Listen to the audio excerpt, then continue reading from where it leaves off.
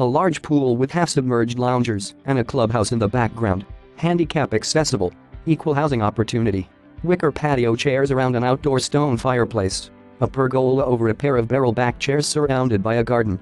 More lounge chairs overlook the pool. Chairs in the background with umbrellas overhead. More loungers on grass.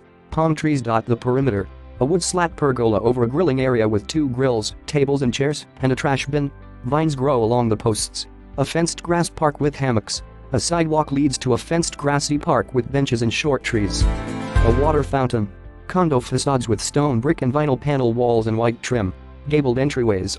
And gardens surrounding the houses. A sidewalk runs between backyards and entrances to connected homes. An interior living space with an open floor plan. A living room with 2 couches is separated from a kitchen by an island with stools. A sliding glass door to a backyard. Stainless steel appliances and white cabinets. A pantry closet with wire rack shelves.